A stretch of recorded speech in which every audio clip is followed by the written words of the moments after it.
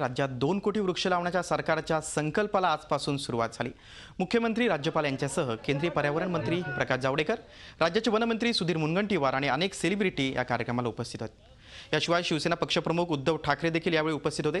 वनमंत्र्यांनी स्वतः या विषयाचं निमंत्रण उद्धव ठाकरेंना दिलं। या अभियानांतर्गत पुढच्या 3 वर्षात 50 कोटी वृक्ष लावण्याचा सरकारचा मनोदय आहे।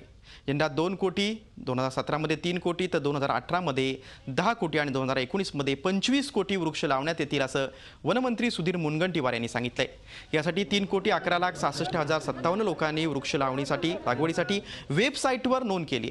65,644 ठिकाणे निश्चित करण्यात आली आहेत। तर या अभियानात 147 वेगवेगळ्या प्रजातींचे वृक्ष लावण्यात येत आहेत।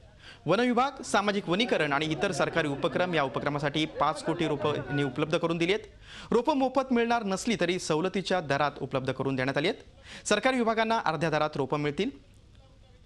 आज दुपारपर्यंत सरकारी कर्मचाऱ्यांना अभियानात सहभागी होण्याची मुभा आहे।